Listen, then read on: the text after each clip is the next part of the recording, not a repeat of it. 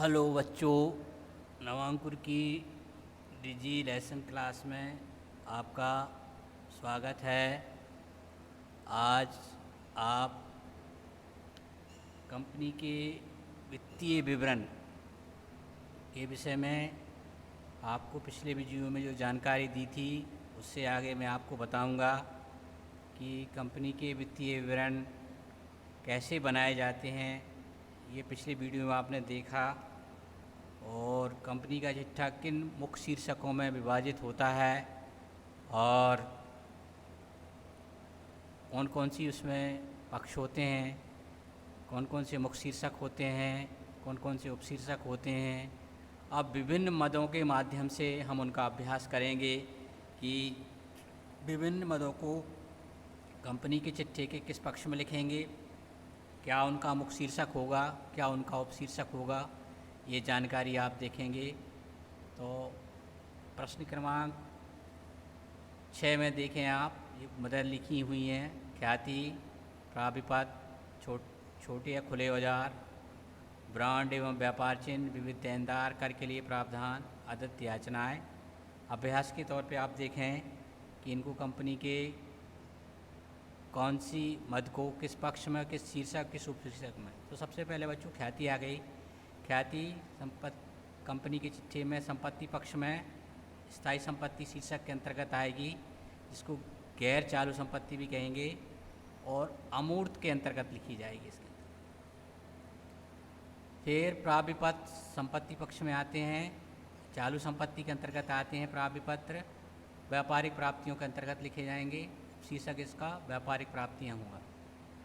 छोटे औजार, खुले औजार संपत्ति होते हैं, चालू संपत्ति की तरह इनको देखा जाता है, स्कंद शीर्षक के अंतर्गत आते हैं। छोटे औजारों को स्टॉक की तरह माना जाता है, स्कंद शीर्षक के अंतर्गत आएंगे, स्टॉक इसको बोलते हैं। ब्रांड एवं व्यापार चिन्ह होते हैं, ये भी संपत्ति पक्ष में आएंगे, स्थायी संपत्ति में आते हैं, बट अमूर्त होती हैं।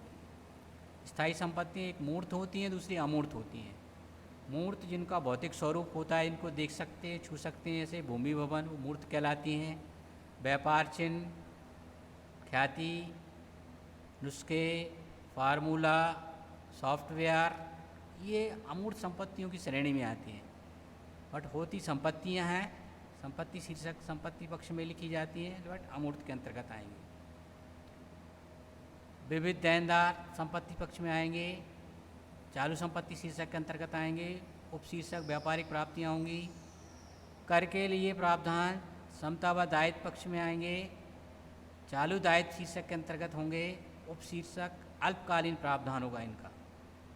आदत याचनाएँ समता व दायित्व पक्ष में आएंगे, मांगी गई पूंजी में से इसको घटाकर लिखा जाता है। जो पूंजी हमने मांग ली है उसमें इसको घटा करके दिखाया जाता है। प्रश्न क्रमांक 6 हो गया। 7 में फिर इसी तरह से कुछ मदद दी गई हैं, जिसमें पूर्वाधिकार अंश पूंजी, देयपत्र, ऋणपत्र, सामान संचय, अग्रिम याचनाएँ, हरित जब्त अंश की राशि, आयाचित लाभांश, प्रतिभूति प्रीमियम आदि। देखें, पूर्वाधिकार अंश पूंजी को समता व दायित्व पक्ष में लिखेंगे। अंशधारियों के कोष जो पहला शीर्षक है उसमें लिखा जाएगा, और अंश पूंजी इसका उपशीर्षक होगा। अंशधारियों का कोष 4 भागों में बटा है, इसमें एक अंश पूंजी मेन शीर्षक होता है, इसको पूंजी का उल्लेख होता है, वहाँ लिखेंगे। देयपत्र समता व दायित्व पक्ष में आते हैं, चालू दायित्व होते हैं, व्यापारिक देयताओं के अंतर्गत आएंगे। ऋणपत्र समता व दायित्व पक्ष में आएंगे, गैर चालू दायित्व के अंतर्गत आएंगे। ऋणपत्र हमेशा दीर्घकालिक होते हैं और सुरक्षित होते हैं, ये ध्यान रखना है, वस्तुनिष्ठ प्रश्न पूछा जाता है इस पर। ऋणपत्र हमेशा दीर्घकालिक होते हैं और सुरक्षित होते हैं, दीर्घकालीन ऋण के अंतर्गत आएंगे।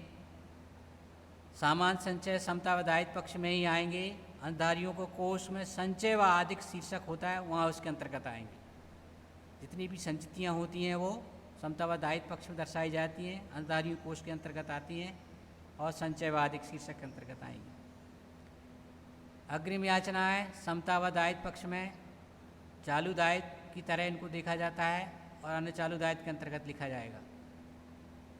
जब्त अंश से प्राप्त राशि समता व दायित्व पक्ष में अंशधारियों के कोष शीर्षक के अंतर्गत चुकता अंश पूंजी में जोड़ करके लिखा जाएगा।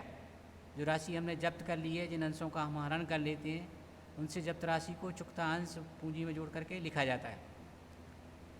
आयाचित लाभांश जो है समतावा दायित्व पक्ष में आएगा, चालू दायित्व शीर्षक के अंतर्गत आएगा, अन्य चालू दायित्व में लिखा जाएगा। जो लाभांश अभी तक किसी ने नहीं मांगा है वो आयाचित लाभांश कहलाता है। अग्रिम याचनाएँ जो ऊपर दी हैं, जैसे कि पहले हमने आपको बताया था कि सामान्यतः कंपनी आवेदन, आवंटन और याचनाओं पर राशि लेती है। यदि कोई अंशधारी समय से पहले राशि चुका देता है उसको अग्रिम याचना कहते हैं। आयाचित लाभांश जो अभी तक किसी ने नहीं मांगा है वो लिखा जाएगा। अंशहरण वाले शीर्षक में आपने पढ़ा था कि जिन अंशों को हम जब्त कर लेते हैं उनकी जब्ती से जो राशि प्राप्त होती है वो पूंजी का भाग हो जाता है। प्रतिभूति प्रीमियम, जैसे अभी हमने बताया था कि अंशों का निर्गमन मूल्य की दृष्टि से अंकित मूल्य पर और प्रीमियम पर। प्रीमियम का मतलब ये हो गया जितने उसका अंकित मूल्य है इसकी उतनी फेस वैल्यू है, उस अधिक वैल्यू पर बेचा जाता है तो वो प्रीमियम कहलाती है। जो जिन कंपनियों की अच्छी साख होती है वो कंपनियों के अंश और ऋण पत्र उनके अंकित मूल्य से अधिक मूल्य पर बिक जाते हैं।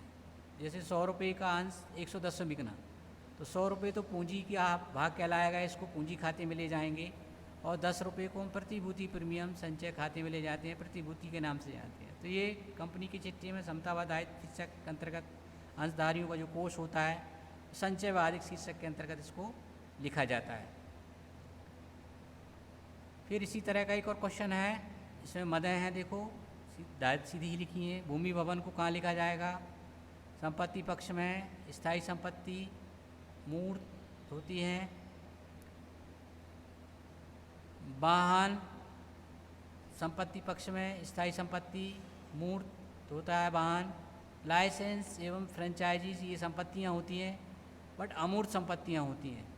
हम किसी चीज़ का बनाने का हमें लाइसेंस प्राप्त हो जाता है, किसी चीज़ की हम फ्रेंचाइजी ले लेते हैं तो व्यापार की संपत्ति मानी जाती है, बट ये अमूर्त होती है। खनिज अधिकार ये भी संपत्ति है बट अमूर्त होती है, इसलिए स्थायी संपत्ति में आती है। कंप्यूटर व सॉफ्टवेयर जो है आपके संपत्ति पक्ष में आते हैं बट अमूर्त होते हैं।